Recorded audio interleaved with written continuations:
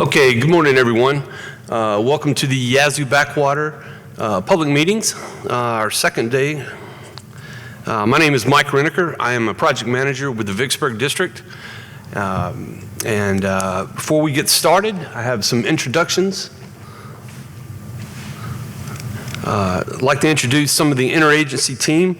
From EPA, we have Ms. Katie Butler, the Water Division Director at Region 4. And I don't see Mr. Kenneth Dean. Is okay. From EPA headquarters, we have Ms. Stacy Jensen, Director of Oceans, Wetlands, and Communities, and Ms. Laura Shumway, Special Assistant at headquarters. From the U.S. Fish and Wildlife Service, we have Daphne Pitchford, Acting Deputy Regional Director. Sorry about that. And Mr. James Austin. At the front table here, we have Ms. Robin Colosimo, Deputy Assistant Secretary of the Army, Project Planning and Policy Review, and Colonel Jeremiah Gibson, Commander of the Vicksburg District. Now, I wanted to open up the floor to see if there were any local officials.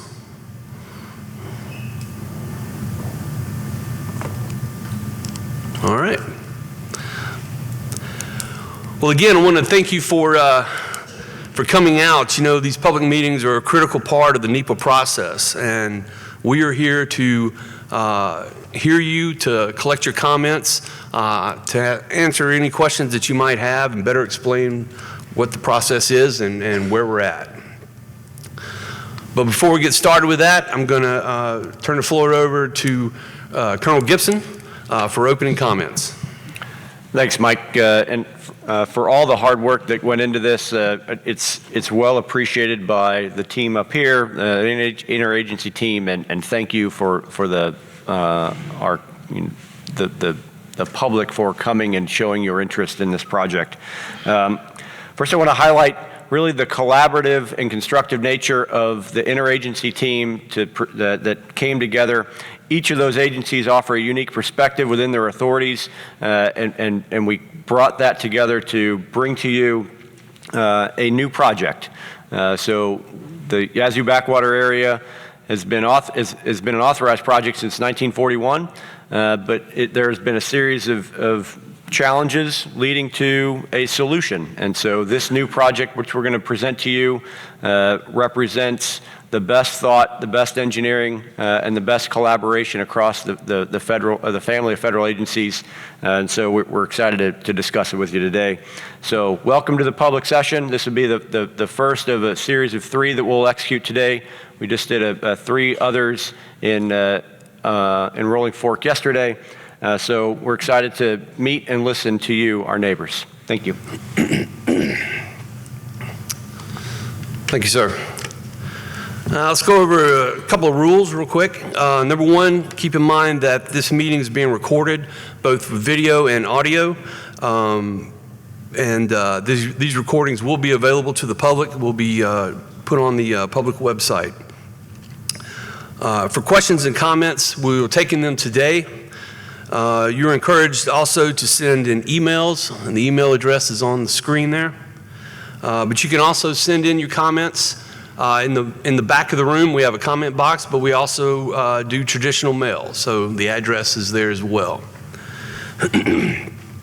For today, your comments, if you're going to speak, I ask that you keep in mind that we have a 3-minute limit. Now, it doesn't mean if you want to go long, you can get back in line to make sure that we capture all of your comments. We will have an alarm up there, so you'll know when it's close to your 3 minutes. In the back, we're going to have, you see our posters that are in the back. We're also going to have subject matter experts that are back there that can answer any more of your technical questions and kind of clarify some things for you. Finally, respectful communications. Let's be respectful and courteous with your interactions with others.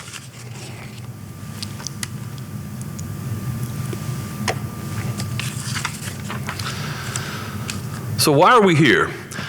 For the Corps of Engineers and for the interagency team, it's a priority to provide effective flood risk and environmentally sustainable solutions for the Yazoo Backwater area. Today, we're going to be providing background on the proposed action and present the draft environmental impact statement. Keep in mind, too, that we are, like, as I said earlier, we will be receiving comments, and the comment period is open until August the 12th. Full participation, of course, is encouraged.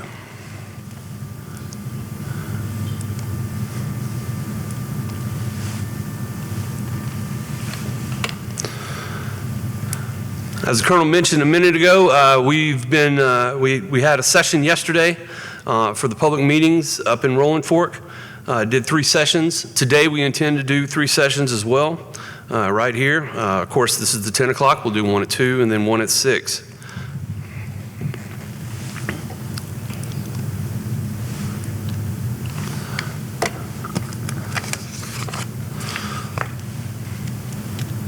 And as of right now, the draft EIS is published and is ready for public review and comments. This is a 45-day public comment period, and as I mentioned before, August the 12th is when it closes. At that point, the team will work on the comments, addressing what they can, and then all the final responses and will be in the final EIS.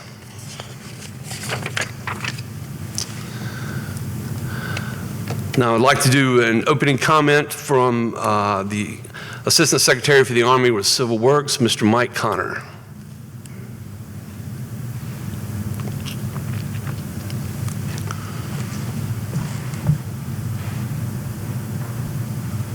Hi, I'm Assistant Secretary of the Army for Civil Works, Mike Connor. My office provides policy direction and oversight of the Corps of Civil Works program.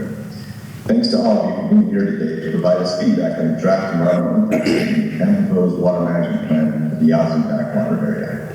Your comments are crucial as we work to craft a responsive solution for systemic flooding in the Yazoo Basin. Input we received from previous outreach sessions, including those I attended in May of last year, have helped to inform the proposed solution in the draft EIS. Through this effort, we are delivering on a commitment by the Biden-Harris administration to manage water in the Yazoo Backwater area to reduce backwater flow risk to residents and agriculture while minimizing environmental impacts. Consistent with the goal, all mitigation necessary to fully offset unavoidable impacts to wetlands, as well as fish, wildlife, and habitats, will be secured prior to initiation of project construction. The Corps has developed this proposed water management plan with meaningful coordination with the Environmental Protection Agency and the U.S. Fish and Wildlife Service, while encouraging open dialogue and transparency with the public to ensure all interested parties are heard. This partnership has helped us deliver a collaborative water management solution that is responsive to the many different solutions. This solution will reduce flood impacts to communities in Yazoo, including underserved and overburdened communities, and will support agriculture production, which provides for the vital economic needs of the Yazoo area. All of this while minimizing environmental and ecological impacts, including those to fish and wildlife in the basin. Again, I appreciate your participation in today's session and your input to help us refine the proposed water management solution in the Yazoo Backwater area. Thank you.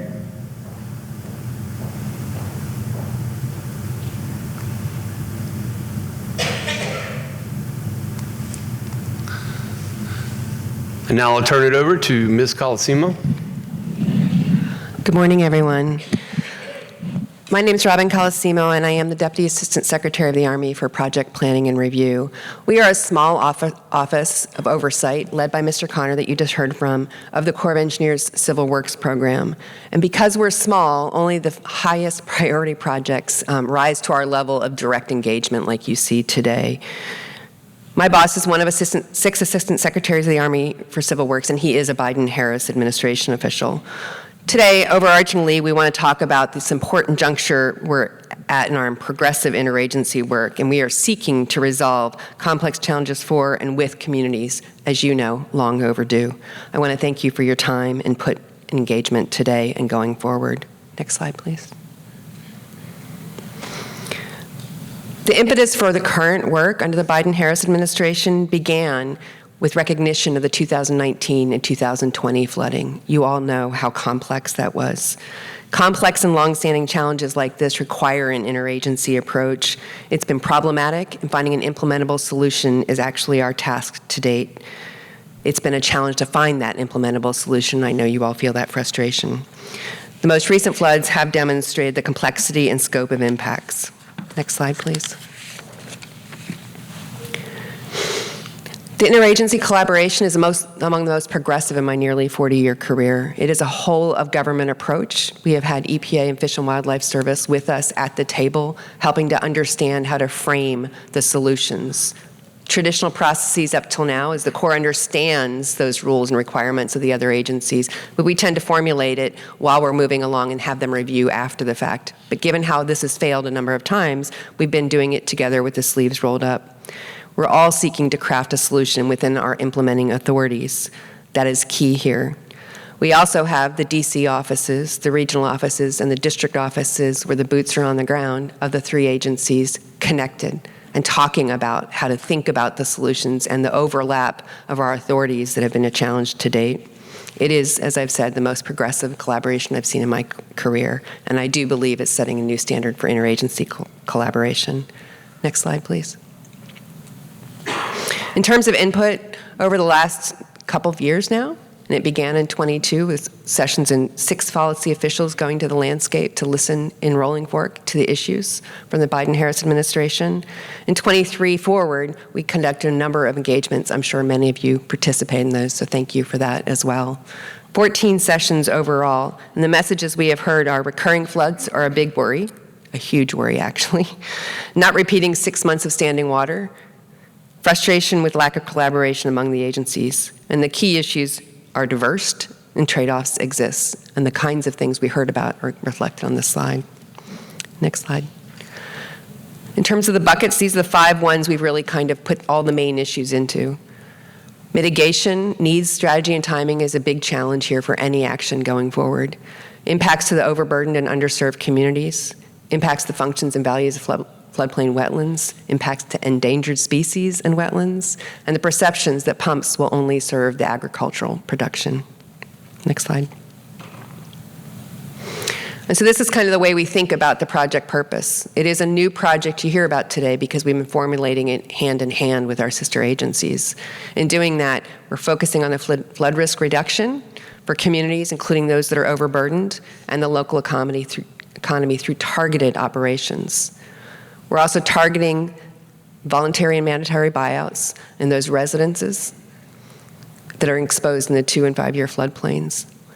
Most importantly here is that we're thinking about the impacts to those residents, schools, infrastructure, the roads that isolate them, prime farmland, so that whole community of what makes this region work. But equally important is not optimizing one thing over the other, which has been a challenge in the past. Not thinking only about maximizing for economic, but thinking about the environmental outputs, broadly speaking. And so that's the challenge that we've had in the past, and we're trying to be more broad in this approach, reflected in a new approach about water management targeted. That's it. Thank you, Robin. Now we'll go into a little bit of an overview of the draft EIS. And I'm going to turn it over to Mr. Corey Winders, Branch Chief of H&H. Good morning. So just give a quick kind of 30,000-foot view of the area that we studied and looked at. So the kind of focusing on the image to the left side of the screen. So the area we're looking at is the southern Yazoo Basin, the northwest part of the state of Mississippi, and the Mississippi River levee is there in the kind of the brown color on the left, provides flood protection from the Mississippi River. The Yazoo Backwater levee, the Will Whittington levee, and other levee systems provide flood protection from the Yazoo River on the south and the east side of the Yazoo Backwater area. This area does work like a bathtub there, shown in that kind of image, where you have the Still Bayou Basin and the Little Sunflower Basin, where rainfall drains south to the bottom of the Yazoo Backwater area. And the Still Bayou and Little Sunflower structures are our ways to evacuate that water out of the system there. So when the Yazoo River is higher than the interior, we have to shut those 2 gates to keep water from coming into the interior. But when the Yazoo River is lower and Mississippi River is lower than the backwater, we can open the gates and let out that water that has accumulated on the south end from rainfall. So it's that previous condition where the Mississippi River's high, the Yazoo River's high. We have to shut the gates. Any rainfall that you get drains to the south, and that forms that bathtub effect, and thus the backwater flooding that we see. So just a little bit of overview. I'm going to talk in a few more slides on kind of how the pumps would operate and work.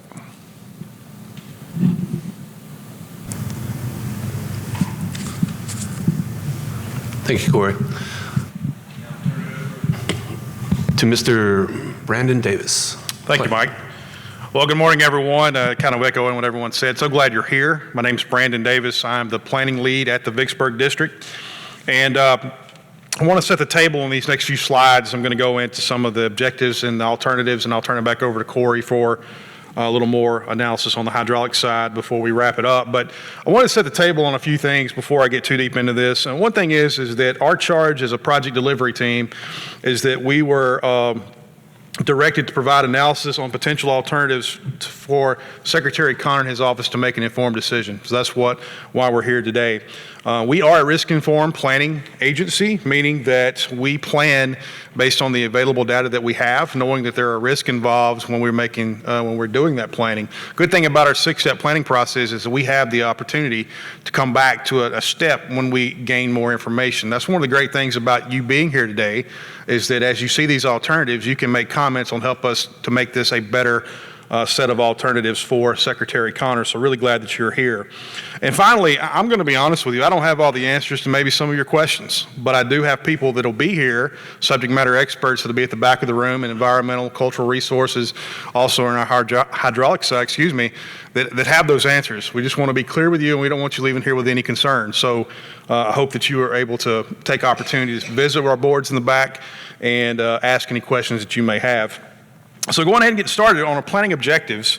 Our first planning objective, obviously, is to reduce damages associated with backwater flooding, and we want to do that in urban, rural, and agricultural areas. I understand. I live here. I know what has happened in that area, and I've seen the pain that's been dealt with back in 2011, then back in 2019 and 20.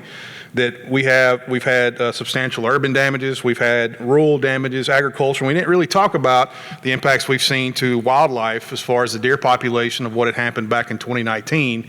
There's some big impacts that affected our environmental side of the house on that. Reduce agricultural risk and the associated costs with intensification after flooding. Our farmers have to do a lot of work, land leveling, herbicides, fungicides. There's lots you have to do to prepare the land after it floods. So trying to reduce the agricultural risk is one of the objectives as well. And then we talked about that, reducing the adverse environmental impacts. There's so many pictures of animals that were, that if they didn't die from flooding, they starved afterwards because the habitats were damaged from the flood of 2019. And then one thing that's really big here is mitigation land secured prior, either being land or credit. We're going to secure that prior to project impacts. So the mitigation that we're going to be doing for this project, we're going to secure that prior to there's impacts from the project. Next slide. So a measure, and you may be asking yourself, what's a measure? It's a feature or an activity that can be implemented at a specific site to address a planning objective. So the objectives we just talked about, we get our objectives, then we go into developing measures. And a measure can be a structural or it can be a non-structural item. Really, if you look at it in a simplistic purpose, all a measure is a building block to build your alternatives, like building your house, setting a block up. So some of the measures that were considered here, pump station location, the operation elevations that Corey will talk about a little bit more, seasonal pump operations tied to crop seasons. You'll see that in the alternatives. Pumping capacity, low flow wells. We had some low flow wells we were putting in on the northern end to help with potential flows during drought seasons. Local protections, and then you have non-structural measures. Non-structural could be elevation of structures, relocation of structures, acquisitions, dry proofing. There's a whole array of things that fall under a non-structural measure. Next slide. So for our final array of alternatives that, again, is going to be presented to Secretary Connor to make his decision is, one is going to be a no action. Now, your eyebrows may raise at that. Well, based on our regulation, ER 1105-2-103, we always look at a no action alternative. That's part of our regulations that we look at. But the other alternatives that we have here, alternative 2 and 3, are really a water management type solution based off a crop season. Alternative 2, we'll start with that one. March 16th through October 15th is what we call a crop season, and then non-crop season being 16 March through 15 March after that. Alternative 3, the only difference really in that is the crop seasons we talked about, starting a little bit later in the growing season, 25 March to 15 March, and then a crop season of 15 October to 24 March. Now, one thing that I'll say, I'm an agricultural economist by trade. I understand that there may be some concern on cotton growing. Most time we're defoliating cotton, and we're harvesting cotton into the November time frame. So if that's something that is that may be, if you're out there, you've been looking at that, and that's something we may have to revisit. But we know that based off of the current crop mix of working with NRCS, USDA, that we mostly have a corn soybean mix up there, but if there is some concern on cotton, we can discuss that. 34 low flow shallow ground wells, we talked about that being in the upper basin to supplement flows during drought conditions. And then we have some non-structural measures at the 90-foot and the 93-foot that we'll talk about in a minute. And then alternative 4 was strictly a non-structural plan, voluntary acquisitions of structures at recent flood events from 2019, and then voluntary acquisitions of cleared land from the 2019 area as well. Next slide, Mike. So this slide here really breaks down the difference between alternative 2 and 3. And I'm going to spend most of my time on alternative 2 because alternative 3 is really a lot like it. Crop season for alternative 2, 16 March through 15 October, and then the non-crop season of being 16 October through 15 March. Has a 25,000 CFS pump located at the Still Bayou location. The non-crop season trying to maintain a level up to 93 elevation, and then the crop season maintaining that elevation at 90. Full utilization of the water control manual for Still Bayou to promote fisheries species diversification. Very important that we're making sure that we're not damaging or we're minimizing or avoiding impacts to the environment with this pump. And the 34 low flow wells, shallow groundwater wells, 5 CFS during low flow periods support aquatic species. The non-structural plan, mandatory buyout up to approximately 100 structures at or below the 90 elevation that flood frequently. Voluntary acquisition of up 230 structures located at the 93 level of inundation, and then acquisition of up to 11,000, almost 12,000 acres of cleared land at or below the 2-year floodplain, or some type of restrictive easement based on voluntary participation, and then acquisition of 26,600 acres between the 2- and 5-year floodplain.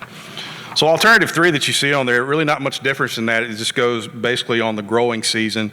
The non-structural, the pump size stays the same. The low flow wells, obviously to help with the environment. And then, like I said, the non-structural plan stays the same. Next slide, Mike.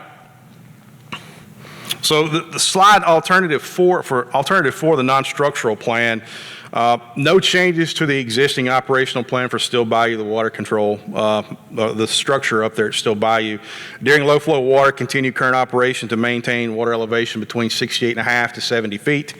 In the non-structural plan, approximately 1,800 structures when the recent floodplain could be considered for voluntary acquisition, and then voluntary acquisition of up to almost 138,000 acres of cleared land could be purchased, or some type of restrictive easement based on a voluntary basis. All right, I'm going to turn it back over to Corey, and then we will wrap up with some of the environmental. Okay, so we just heard about the 2 alternatives, the non-crop season and crop season dates. So we're talking maintaining a 90 during crop season and a 93 in non-crop season. So what does that look like, and how is that going to work? So if you look at the image on the right side of the screen, the light blue color is 90 feet. The pink color is 93 feet. And the tan kind of light orange color is the 2019, what occurred in 2019 flood. So that's the difference in the 3 different inundations that you'll see on the right side of the screen. So how are the pumps going to work? So when we talk about maintaining 90 and 93, we're not going to turn the pumps on at 90, 93. We're going to turn them on a little bit early. So how do we do that? So we're looking at the Grayson and Anguilla gauges. So those are the two northernmost gauges in the Backwater area on the Still Bayou and the Little Sunflower River. So when we see those flows at those gauges increase enough that the flow at those two gauges plus the flow we already have at Still Bayou, if we see that water is going to go to, we'll say 93 during non-crop season, then we will cut the pumps on in time to maintain to that 93. So for most flood events, 2009, 1997, those type of events, the pumps would cut on around 92. The 2019 and 2020 event would have cut on a little bit sooner, a little bit above 91.5. But those pumps will cut on. It's not going to be all pumps at one time. We have a pump curve that we're going to follow. So we'll turn pumps on as needed to maintain to that 93-foot elevation. So what does that look like in terms of past events? So the 2019 flood would have gotten to a 93.5 instead of a 98.2. So it would have been about 4.5 feet lower than what everybody saw in 2019. The 2020 event, we'd have held to a 93, and that's almost 4 feet lower than the 96.8 that we saw in 2020. So that's kind of the reduction in inundation and flooding that we will see from the pump. It'll work the same way with 90. We will turn the pump on as we're approaching 90 during crop season to keep it from going above 90. Next slide. So this last slide talks about the pump, how long the pump would operate, when it would cut on. So the numbers on the right-hand side, that's the years the pump would have operated from 1979 to 2020. So the 1979 was the first year that the Yazoo Backwater was fully built. So in that time frame, the pump would have cut on 20 out of the 43 years. So a little bit less than 50% it would have cut on. You can see the days that the pumps would have operated during those years. Kind of in the middle of the screen, you'll see the median number. That's the average days that the pump would have been on during that year. So roughly a month, the pumps would have cut on. If you take out 2019 and 2020, which you can see at the bottom of the screen, would have pumped for a significant amount of time, then that lowers the average days of pumping for that year from 30 days to about 20 days. And if you went back, so this analysis was just done on the 20 years you see on the right-hand side of the screen. So if we go back in and add all the zeros for all the years the pump would not have cut on, then that 30-day time frame drops to about 15 days. So if you look at the entire period of record, the pump cuts on 20 years out of the 43, and on average about 15 days if you look at the entire period of record. Also, I think it's important to note from 2021 to current, the pumps would not have cut on at all the last 4 years. So just a little bit of information, because people have asked, how often the pumps would have cut on, how long they would have run. We have some boards in the back that shows kind of what month the pumps would have cut on, kind of the percentage of or chance that the pump would be on a certain month. We have some boards that describe kind of when the pump would cut on and off. And I'll be in the back at the end of the presentation to answer any questions you might have. I'm going to turn it back over to Brandon. Thank you, Corey. So we talked a little bit earlier about the mitigation. The mitigation will be secured prior to project impacts. And there are a couple of ways we could do that. One could be purchasing credits through in lieu fee program or in-kind mitigation bank credits located within the Yazoo study area, or also construction of Yazoo-specific mitigation by USACE for the remaining acres. So there's a couple of ways that we can get to that the requirement of the mitigation that we need for this study. But again, I want to point out all of the mitigation is being secured prior to the project impacts. Next slide. And Robin brought this up, but I just really want to emphasize again the great collaboration we've had with our sister agencies, EPA, U.S. Fish and Wildlife Service, and USACE throughout this process. And the environmental compliance, a biological assessment is being finalized for the pondberry and is being sent to U.S. Fish and Wildlife to initiate formal consultation. Our section 106 is cultural resources. Cultural resources are everywhere around us and likely to be impacted, but we are developing a programmatic agreement that'll be finalized once we know what alternative is selected. So a programmatic agreement is really a plan of what you have to do Based on the alternative, we've got to do cultural resource sites, mitigation for cultural resources, things of that nature. Again, we won't know what that'll be until we know what alternative is selected, but we are working, and we have a great collaboration with the State Historic Preservation Office and our tribal nations in developing that programmatic agreement. We held an initial kickoff with our tribal nations in SHPO on the 3rd of July, and we have a virtual meeting scheduled early August of this year to continue that collaboration. Our Section 404B1, again, great collaboration between EPA and USACE on that. A draft 404B1 has been included in the public review of the draft environmental impact statement, and we'll continue to coordinate with the state of Mississippi. This coordination with the state of Mississippi is ongoing for our water quality certification that we would need to satisfy the requirement of that project. Again, thank you for your time. Like I said, we'll have our subject matter experts in the back whenever we finish up. Look forward to hearing your questions, but it was great seeing you guys this morning. Thank you. Mike? Thanks, Brandon. So looking at the timeline, this is what we got a pretty aggressive schedule ahead of us. As I mentioned before, August the 12th is when the public review period ends. The team will be working through October to address the comments and to finalize the EIS. So from October to December of this year, we're looking to finalize the EIS, put out a notice of availability, get the final secretary determination, and then hopefully sign the record of decision. And with that, that concludes our presentation.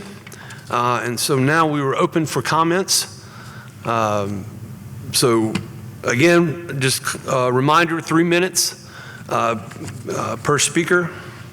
And please speak into the microphone so that we make sure that we record you and get all the information. So the floor is open.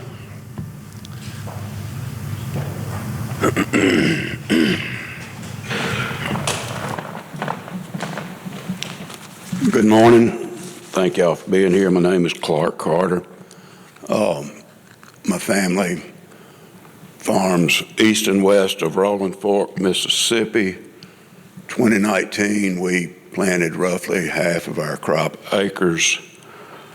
And that flood just hung around. We saw devastation of wildlife and such. My friend back here I rode with, hundreds of deer in a pecan orchard less than a mile away from Highway 61, north of Cary, eating ryegrass under the pecan trees. And after the flood, you didn't see any deer for a couple of years. Thank goodness they're resilient and they are coming back.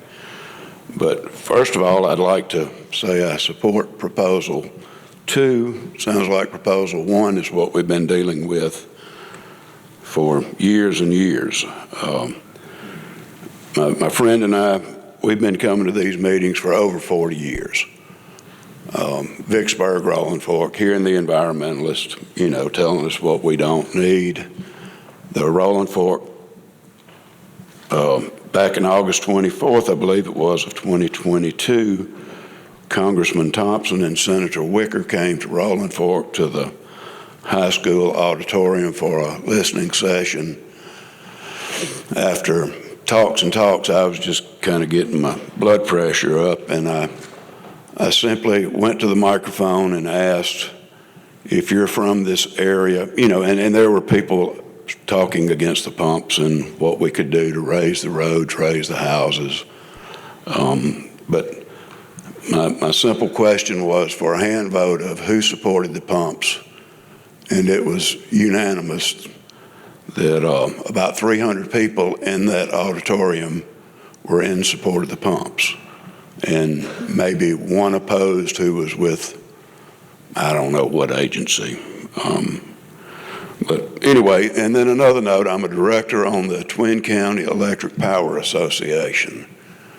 In 2019, there was a power line that went down out from Low Water Bridge Road, and that serviced the Eagle Lake community. I just talked to one of the guys on the way down here to ask him. He said there were probably approximately 1,200 customers during the 6-month flood of 2019 that were without electricity for roughly a week. And you can imagine having to deal with the flood and then your electricity goes off for a week. They had to get an airboat from somewhere in South Louisiana with cranes on it. And this was Low Water Bridge, and I think Low Water Bridge Road goes under at 92.8. To service these power lines, it has been certainly a challenge for Twin County Electric Power Association over the years. And thank y'all for being here. Thank you for the agencies that have gotten together to work on this, and I support proposal 2, but I still think it needs some modifications. Thank you.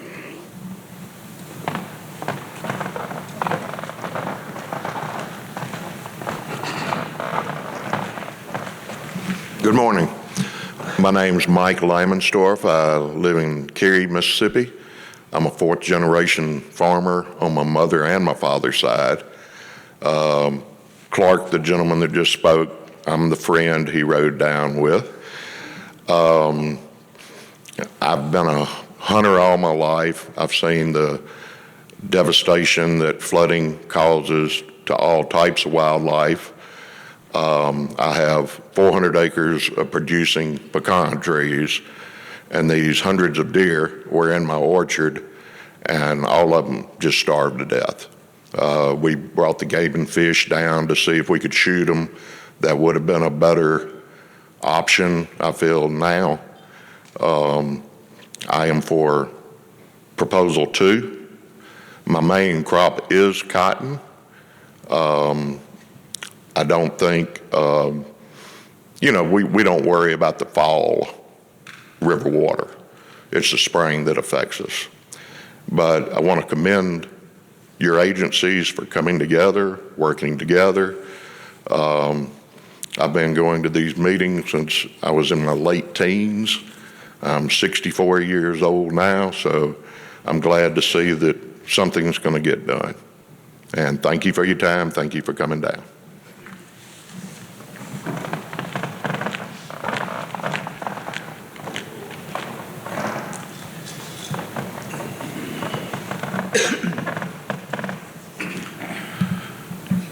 Good morning. My name is Earl Wallace. I am the former fire chief, the only first responder nationally registered EMT at Eagle Lake. I'm the idiot that decided to bag all our sandbags in 2019. We managed to keep people in their homes for an extra 2 months, but 96.8 is a magic number. There's people from 6 states that own property, including our governor, judges, 6 sheriffs. I owned Sunset View Resort. I lost my business for the entire year.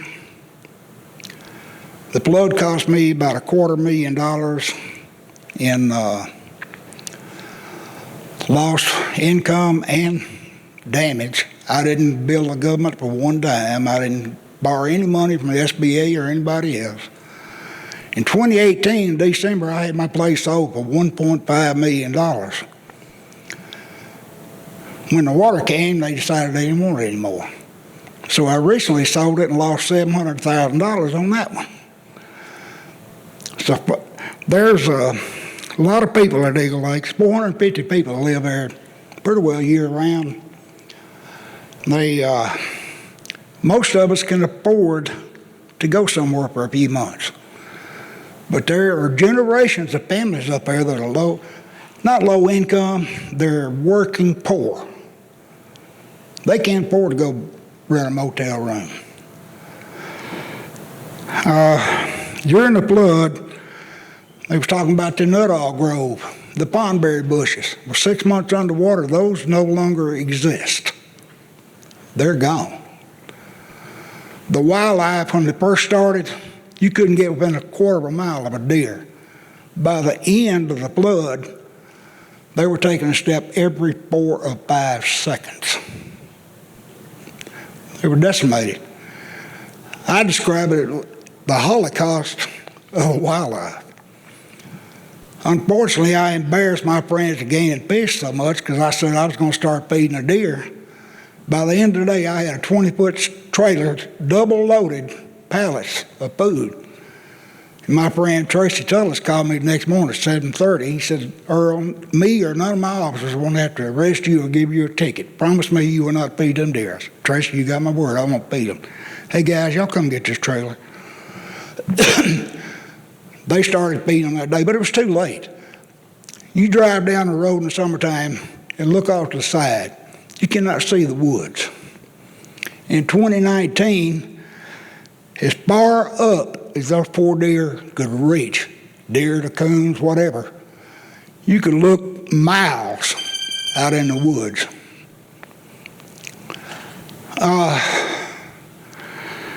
I don't know what the answer is, but I know a lot about pumps, probably more than a lot of other folks. I operated the biggest pumps in the state of Mississippi for 37 years. So I know a lot about pumping water. And fish actually thrive around these pumps. Now, when they opened steel bow gates up, there was 55,000 cubic feet a second of toxic water coming out into the Yazoo River, headed to the Mississippi River. Now, a lot of those towns below us get their water from the Mississippi River, so they had to clean that toxic mess up before they could drink it. So we need pumps, we need something. And it's not just the humans, the wildlife. There are thousands of trees dying. If you get time, please drive up 465 to Eagle Lake. You don't have to spend any time. See how many dead trees are falling on the highway up there. It's visible right now. I do not live at Eagle Lake anymore. Matter of fact, Eagle Lake does not have one firefighter living at Eagle Lake right now. No first responders of any kind today. But I almost got arrested in 2019 because of my farmer friends. Some idiot decided we're going to put tractors on that backwater levee with pumps and pump that water over. But my farmers are smarter than I am. They said, Earl, if you want us to come, we'll come. But you know how dangerous it is to put those tractors on the highway. So don't think farmers are dumb. And I appreciate you guys, appreciate the Corps Engineers, Peter and Nimrod, our county government, Lieutenant Delbert Holman, MEMA, they were all there for us. Thank you very much.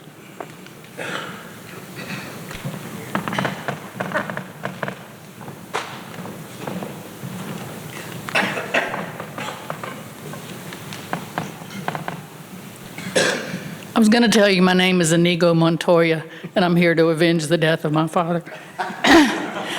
My name is Betsy Bailey, and along with my husband, I live on Eagle Lake Shore Road in the Eagle Lake community. He recently retired after 43 years, and I after 40 years from the healthcare field. Excuse me, I'm not a public speaker. We've invested over 80 years of working income into what we consider our dream home, our last home, and to finish our final years at Eagle Lake. We think it's one of the most beautiful places on earth. We enjoy the recreational opportunities, and so do our blended families. I'd been in Vicksburg since 1981. My husband had owned property on 465 before, so we were very well aware of flooding. We had tolerated occasional flooding and having to drive gravel levees to reach home. But during the building process, we started in 2004. From the seller to the bank to the mortgage company to the contractor to the builder, no one ever mentioned the incomplete Yazoo Backwater project and the potential disaster that could occur because of the pumps that weren't installed. Along with our Delta and Eagle Lake residents, we exhausted ourselves in 2019 defending our homes. We all lost more than physical property in that unprecedented flooded hell on earth. When it looked initially like in 2020 that it was going to happen again, We were physically and mentally unable to fill another sandbag. We were just going to have to take what came. To think that we have to stand here and tell our story again and again, and to think that counting letters or attendance at these meetings is any measure in how important it is to our area is slightly infuriating. The documented damages in 2019, the engineering and scientific studies that have been done should be enough to prove that pumps are needed and required to sustain life to the Mississippi Delta. Emotional responses and emotional opinions from big money groups such as Ducks Unlimited and other such agencies shouldn't matter. The science should matter. My husband and I both support Alternative 2. Historically, we feel like flooding begins in early February. That's when we lose access to our home. So the earlier those pumps could come on, the better for us. Like the other gentleman said, we're not really worried about October flooding. That doesn't seem to happen a lot, in our opinion. Starting the pumps on March 16th could ensure access to important services like electric companies, school buses, propane companies that deliver our gas, and more importantly, emergency services and access to medical care. Alternative 2 assures residents' abilities to enjoy the basic quality of life that everyone should expect: the ability to get groceries and supplies, visit family and friends, get to work, church, or doctor's appointments, or to be able to go out to eat or movie without hardship.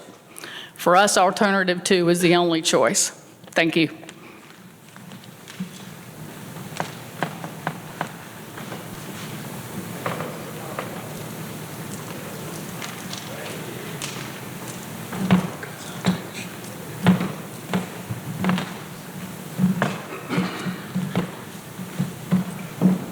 My name is Brian Scaggins. I live roughly 4 miles from Little Sunflower on Flowery Road. In 2019, there was 5 feet of water on my property. I had to boat in. And now, because my family couldn't afford to go live somewhere else for a little while, we don't have that kind of money to rent hotel rooms for 6 months. That's not feasible.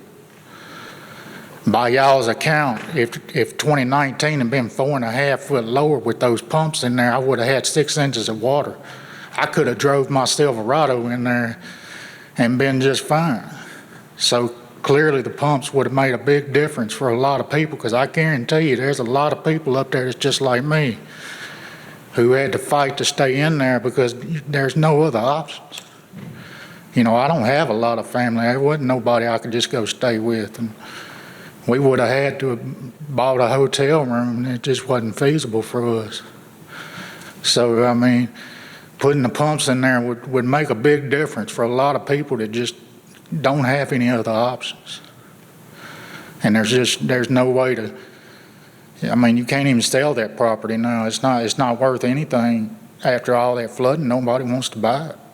I mean, there's no options for it. The value of it went down so far since the flooding and everything. And I can tell you firsthand, sitting in a boat watching deer try to swim to nothing. They would just swim and swim, and then they would just go under. I mean, I'm sitting in a boat and all I can see is water myself. I mean, it sounds crazy, and it felt crazy sitting in the boat. But it's all you can do. And you're sitting there watching these animals go under, and you wonder why. You know, it's crazy. It should have been done a long time ago. It should have got done in 41. It's time to get Alternative 2 done, and let's end all this, because I mean, it could be over. I mean, 6 inches of water even a deer can survive in 6 inches of water. I mean, he can at least get to something dry and find him something to eat. Because I mean, there are hills up there and stuff, so they could survive it. So I appreciate y'all coming out and trying to get this thing done. I hope y'all get it knocked out this time. Thank y'all.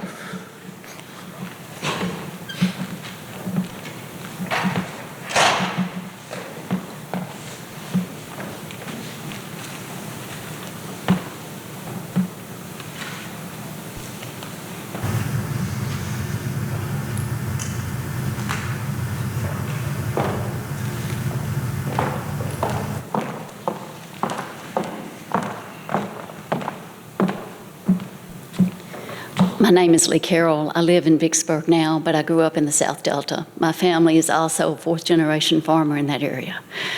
I've seen flooding my entire life in that area, and I can't say anything that's not already been said from the prior people of the devastation, flooding as far as the land, homes, wildlife.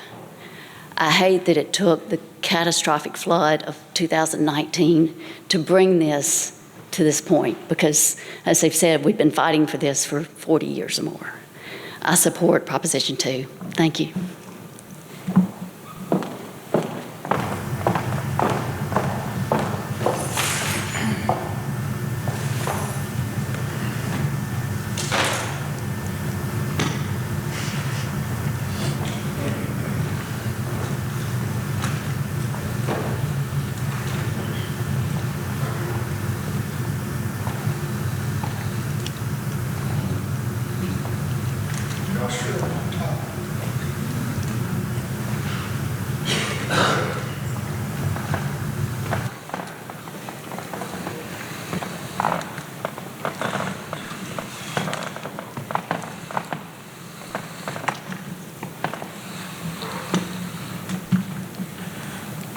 Good morning, everyone. Sorry I'm a little late there, because I don't like to be late for nothing, but I had to go to the doctor appointment for my old foot there.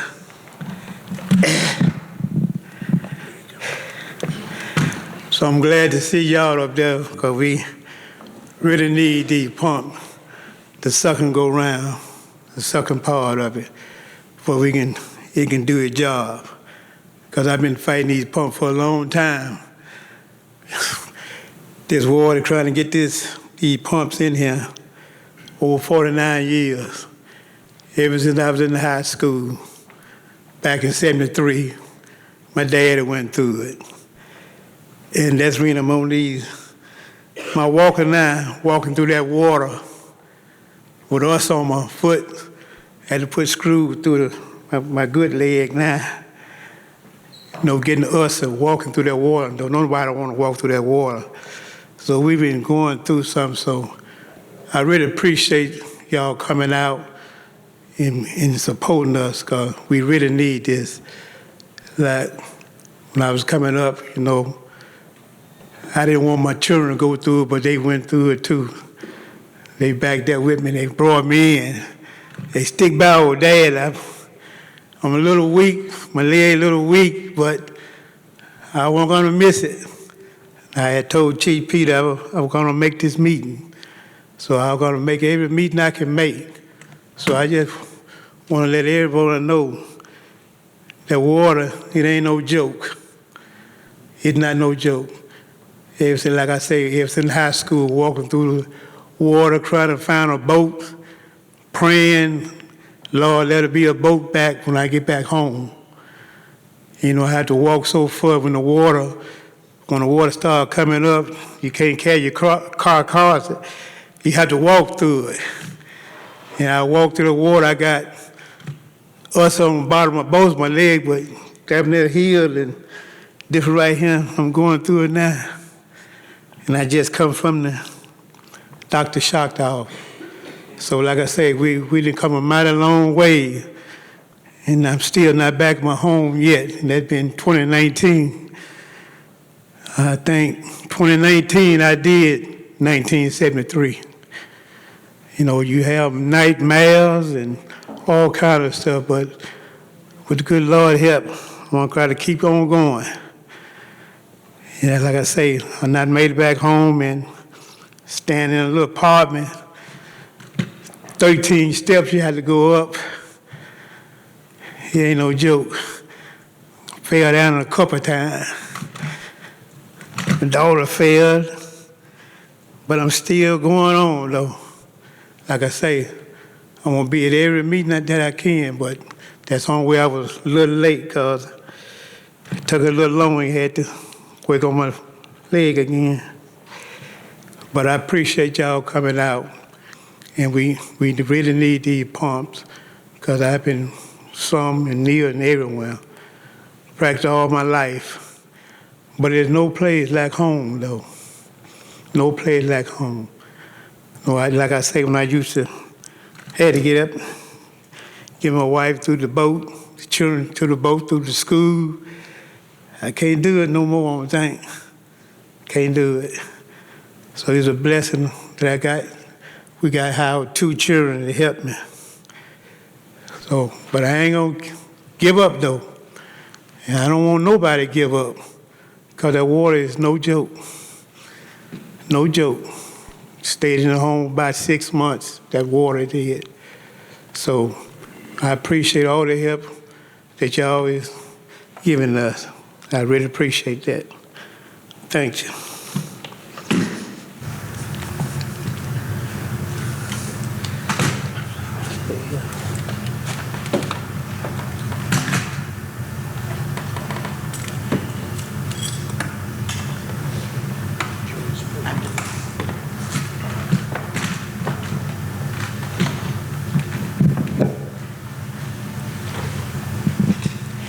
My name is Laura Scallions, and I live on Flowery Road in Redwood, Mississippi, just north of the Phil Bryant Management Area, which is one of the most beautiful places, full of wildlife, when we moved there in 2000.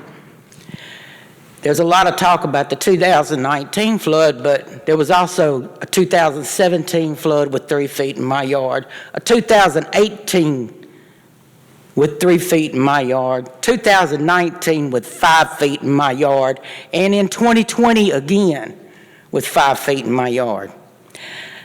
I can't walk anymore because, like this gentleman, I fell down the flight of stairs that goes in front of my house that's 8 feet off the ground. I now have ramps going up to my house so we can get in and out. Watching my son tie a boat to the ramps to exist in that flood stinking water, and alligators literally following that boat in and out of my yard so he could go get food for us. Not everybody has a big family. Not everybody has a place to go. And we sure can't afford hotel rooms because nobody in Vicksburg is going to cut that price for the flood victims. The assistance was terrible, even from FEMA and the government. Nobody showed up. We had to call and beg. Flood insurance is very expensive. Regular house insurance does not provide that. You have to buy it extra. I can remember in 1973, my dad was a fireman on the Vicksburg Fire Department for 28 years. And the Vicksburg Fire Department was called in up at Eagle Lake to evacuate people. 2 firemen died in that flood water. There's no sense in this. It can be solved, and the government knows it can be solved.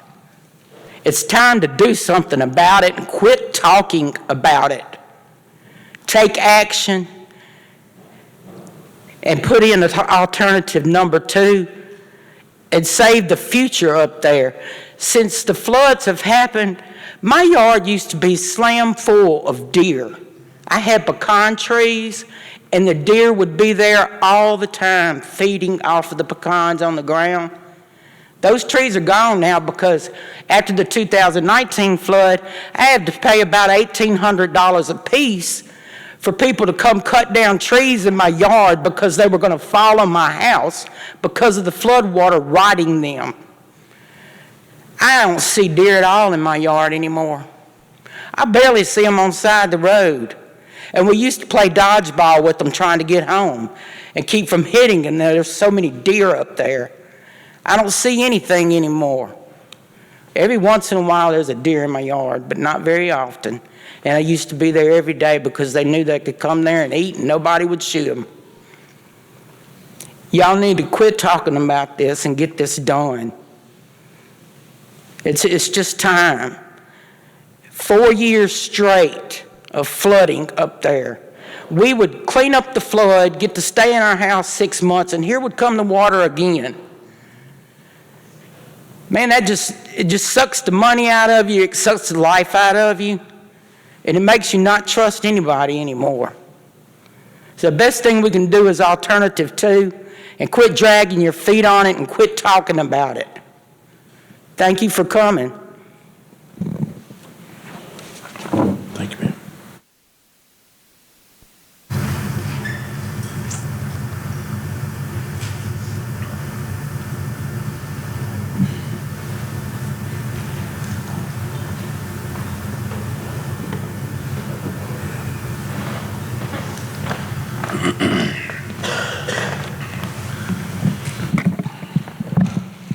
thinking about doing Elvis. Now, I support amendment number 2. My name is Jeff Terry. I'm from Eagle Lake, second generation farmer. Our land was bought in 1947 by my in-laws. It's went through a lot of changes throughout time, most of them because of flooding. It's been a tenant farm, it's been a cattle farm, and now it's a row crop.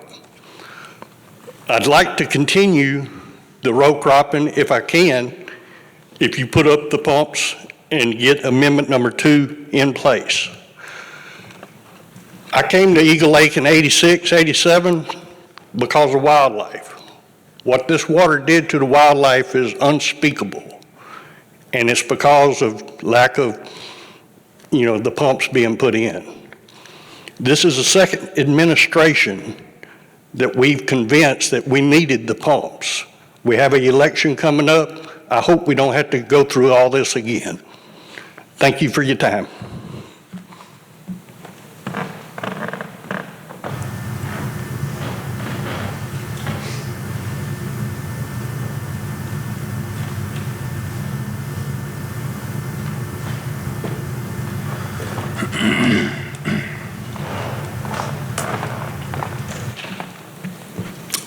Clark Carter again. I forgot to ask the one question. Who in this room is in support of the pumps? Please raise your hand. Any opposed? Thank you.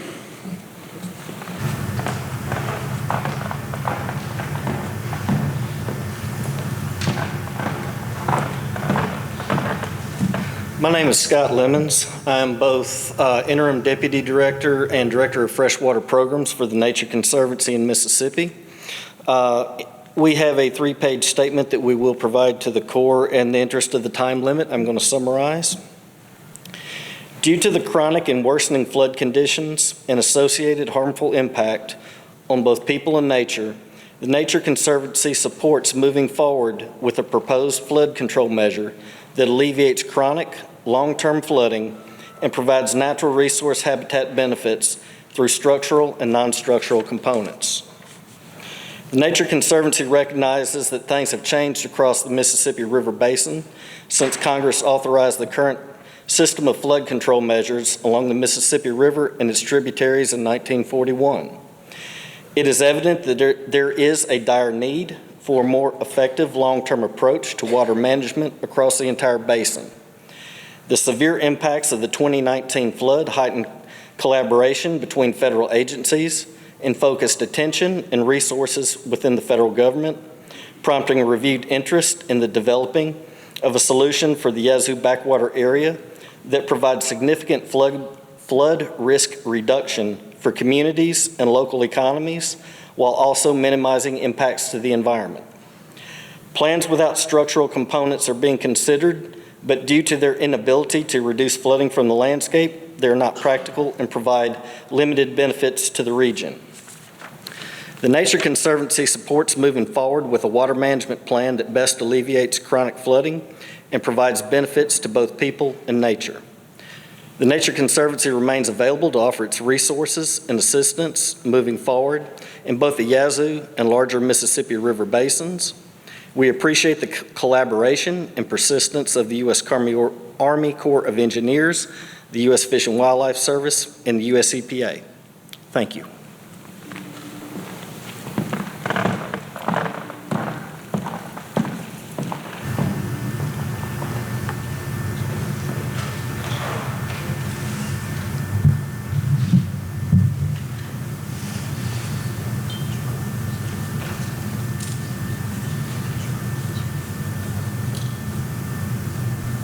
Okay, anyone else?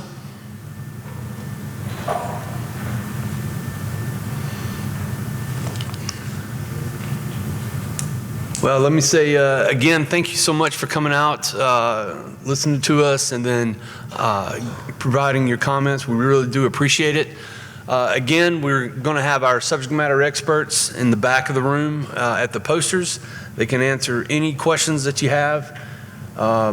We also have our comment box in the back, so please fill out a comment card, drop it in there. You can also email us. Or, again, send in traditional mail with your comments. We are accepting the comments through August the 12th. So with that, we're going to conclude, and thank you so much.